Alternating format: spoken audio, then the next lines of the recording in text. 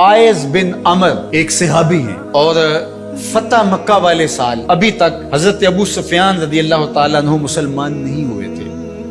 تو کسی نے ذکر کیا تو اس نے ابو سفیان رضی اللہ تعالیٰ عنہ کا نام پہلے لیا اور آئز بن عمر کا نام بعد میں لیا. تو میرے اور آپ کے آقا و مولا ناراض ہو گئے اور فرمایا ایسا نہیں کرو گے.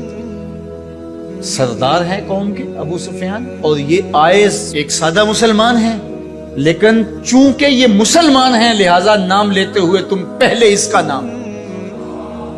اقبال کہتا ہے کہ قطرائے آب وضو کمبرے خوب تر از خون ناب کیسری، کہ حضرت علی رضی اللہ تعالیٰ عنہ کے در کا غلام کمبر رضی اللہ تعالیٰ عنہ جب وضو کرتے ہیں اور ان کے وضو کے پانی سے جو قطرے گرتے ہیں وہ اس دور کی سپر طاقت سلطنت روم کا شہنشاہ کیسر، کہا کیسر کے خون سے وہ قطرائے وضو زیادہ قیمتی ہے جو محمد عربی کے غلام کے بدن کو چھو کے گزرتا ہے.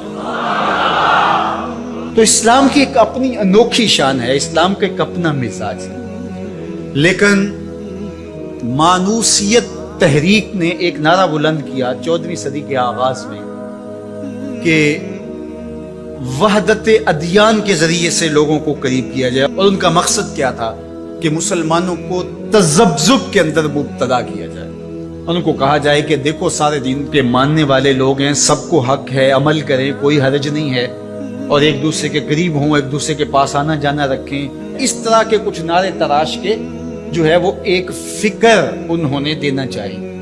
اور یہ فکر 14ویں صدی کے آغاز میں ہی نہیں تھی، بلکہ 14 صدیاں قبل کفار مکہ نے بھی حضور کی بارگاہ میں حاضر ہو کے کہا کہ 1 سال ہمارے بتوں کی آپ عبادت کر لیا کریں اور 1 سال آپ کے معبود کی ہم عبادت کر لیا کریں.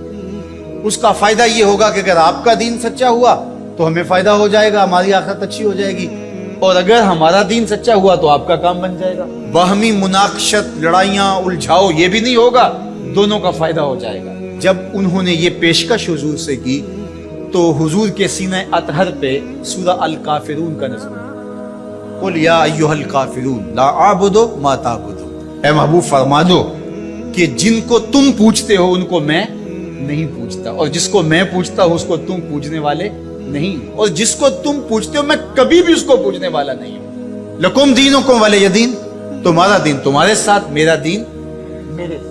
تو یہ ایک الگ تشخص ہے میرے اور آپ کے آقا و مولا کے سینے پہ اتاری گئی صورت کے ذریعے سے جو واضح کیا گیا.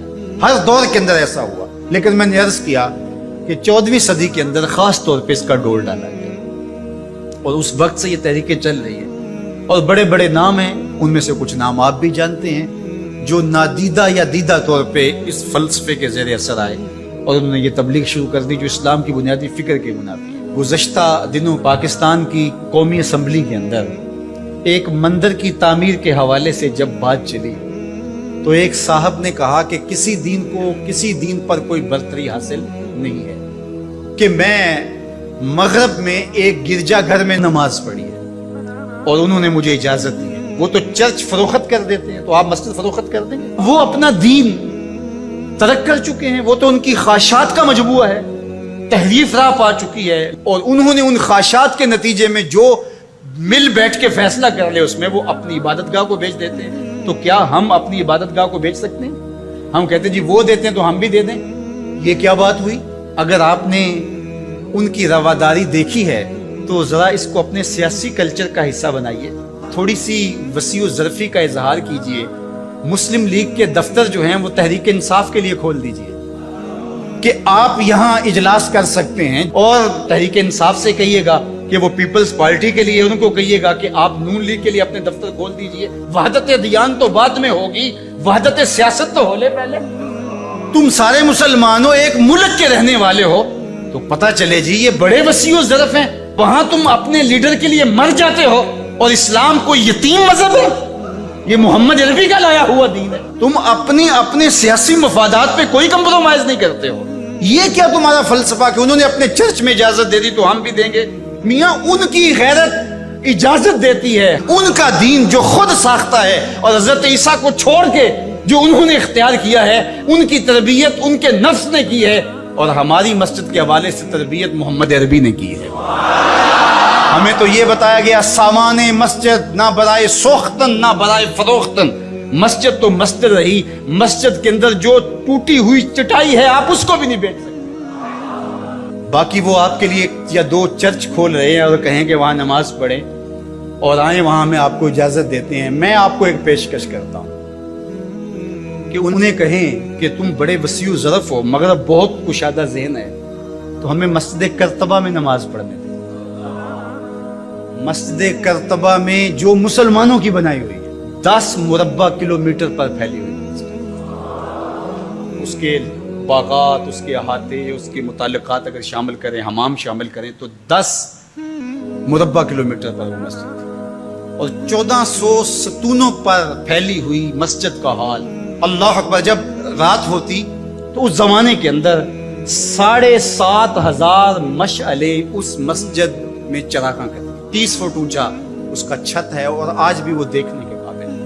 इकबाल ने बेसाख्ता वहां जाके कहा था कि तेरा वजूद मर्दाने खुदा की दलील, जिन्होंने बनाया है पता चलता है कोई था, तेरा वजूद मर्दाने खुदा की दलील, वो भी जलीलो जमील तू भी जलीलो जमील, वो भी जलीलो जमील तू भी जलीलो जमील, तेरे सुतून बेशुमार तेरी बिना पायदार, शाम के सहरा में जैसे हुजूम नखील। तो वो मुसलमानों ने बनाई हुई, 800 साल मुसलमानों ने उंदलस में हुक्मरानी, अब वो मस्जिद मुसलमानों की तामीर करता वहां मौजूद है और गिरजाघर में तब्दील कर दी। 2008 में मुकामी मुसलमानों ने पोप को दरखास्त दी कि जिस रवादारी की, मजहबी रवादारी की आप बात करते हैं, उस रवादारी को कायम करने के लिए ऐसा किया जाए कि हमें भी इस मस्जिद में नमाज पढ़ने की इजाजत दी जाए। यहाँ गिरजाघर है, तस्वीरें लगी हुई हैं और वो आके इबादत करते हैं ईसाई, तो हम भी एक गोशे में इबादत कर लिया करें। मगरब जिस रवादारी का प्रचार करता है उसका अमली ज़हूर हो जाए, लेकिन पजीराई नहीं बख्शी गई। कहाँ गए वसीउ ज़रफ़? तुम कहते हो गिरजों में नमाज पढ़ने देते हैं, तो वहां 2 रकत पढ़ गए। 2011 में अल्लाह ने तौफीक दी तो मुझे शौक था कि मैं मस्जिद करतबा, बचपन से पढ़ते आए मस्जिद करतबा की यादें ख्यालों में नक्श थी। तो जब मैं वहां पहुंचा तो वो दरवाजे पे बता देते हैं कि यहाँ नमाज की इजाजत नहीं है। तो अब वो मस्जिद जहां कदम कदम पे अहले इल्म और औलिया के पेशानियों और सजदों के निशान मौजूद हैं। अब मुझे तो गवारा ना हुआ कि मैं जूता पहन के जाऊं, तो मैंने जूता उतार के एक समझ रख लिया और मस्जिद में दाखिल हुआ। तो सिक्योरिटी के लोग मेरे पीछे भागे और कहने लगे कि आप यूं नहीं पहन सकते। क्यों? कहते आपने जूते उतारे। तो वहां तमाम मज़हब के लोग आते हैं, आप जानते हैं कि उनके लिबास भी मुख्तसर होते हैं। तो मैंने कहा इन्होंने तो लिबास भी नहीं पहने हुए, तो मुझे उसकी इजाजत देते कि मैं जूता उतार दूं, इन्होंने लिबास उतारे हुए। तो वो कहने लगे जी नहीं। मैंने कहा मुझे बात समझाओ किस तरह। तो जो गुफ्तगू हुई वहां, जो मेरे साथ तर्जुमान थे उनके जरिए से, वो ये थी कि चूंकि मुसलमान मस्जिद की ताजीम करते हैं और मस्जिद की ताजीम इबादत का रूप है और वो मस्जिद को तकद्दुस दे करके उसकी ताजीम करते हैं, और आपने जो जूता उतारा है आपकी नीयत में मस्जिद की ताजीम यही है। मैंने कहा बिल्कुल यही। यहाँ बड़े बड़े मशाइख खौलिया बैठते रहे तो किस तरह मैं अपने जूतों से इस फर्श को रहूंगा? तो उन्होंने कहा जी हमें इजाजत नहीं। तो उनसे बहुत कहा, लेकिन वो कहने लगे ये हो ही नहीं सकता। तो हम सारी मस्जिद नहीं देख सके और वापस आ गए। और 2014 में फिर दोबारा जाना हुआ, फिर यही मेरे साथ मसला हुआ। तुम कहते हो बड़े वसीउ ज़रफ़ है, मैं अपना तजुर्बा बता रहा हूं। तुम कहते हो चर्च में नमाज पढ़ने देते हैं और वो जूते उतार के नहीं जाने देते। ओ मियाँ, वो तुम्हारे लिए एक खिलौना रखा है, तुम्हें बहलाने के लिए, तुम्हें वरगलाने के लिए वो रखा हुआ है। उन्हें पता है इससे बहल जाएंगे और वो भी शोर जाके करेंगे कि हमारी मस्जिदों में भी ऐसा होना चाहिए, हम भी वसीउ ज़रफ़ हों। वो तुम्हें धोखा और फ्रॉड देने के लिए किया है। इकबाल ने कहा था अंदरूं तारीख तर अज चंगेज, ये बज़ाहिर मीठे मीठे लगते हैं लेकिन इनका अंदर चंगेज से भी ज्यादा तारीख है। तो जो गिरजे फरोख्त कर देते हैं, आज आया सूफी है कि उनको क्यों तकलीफ हो गई? اور وہ سلطان محمد الفاتح نے خریدی ہوئی ہے، اور آج آیا صوفیہ سجدوں سے آباد ہو رہی ہے۔ آج وہ مسجد اذانوں سے پرنور ہو رہی ہے اور ماحول کے اندر وہ عجیب خوشیاں پھیل رہی ہے۔ تو تکلیف اسلام سے ہے، وہ چاہتے ہیں کہ یہ تذبذب میں مبتلا ڈھیلے ڈھیلے مسلمان رہیں، خیر سے رہیں، ان سے کیا ہماری پریشانی ہے؟ مجھ کو پریشانی ہے تو اس امت سے ہے، اشک شہرگاہی سے جو ظالم کرتے ہیں۔ تو آج آیا صوفیہ تکلیف کا سبب اس لیے بن گیا کہ یہ جو تحریک بپا کی گئی تھی وحدت ادیان کی، اور ترکی بھی ایک زمانے میں اس کا مرکز رہا، اور آج یہ ہے کہ وہاں آیا صوفیہ مسجد کی صورت میں بدل رہی ہے۔ لیکن مغرب خوش ہے کہ پاکستان میں مندر بن رہے ہیں، عربستان میں مندر بن رہے ہیں، اور اسرائیل کے ساتھ ہم عربوں کے تعلق کو مضبوط کر رہے ہیں۔ لیکن یہ تمہارا ادھورا سا خواب ہے جو کبھی پورا نہیں ہوگا، یہ وقتی ہوگا۔ انشاءاللہ وہ وقت دوبارہ آنے والا ہے کہ پوری کائنات پہ جھنڈا میرے حضور کا ہی ہوگا۔ ملیں گے سینہ چاکانے چمن سے سینہ چاک، بزم گل کی ہم نفس باد صبا ہو جائے گی، شبنم افشانی پیدا کرے گی میری سوز و ساز، اس چمن کی ہر کلی درداش نہ ہو جائے گی، آسمان سحر کے نور سے ہوگا آئینہ پوش، ظلمت رات کی سیما پا ہو جائے گی، شب گریزاں ہوگی آخر جلوہ خورشید سے، یہ چمن معمور ہوگا نغمہ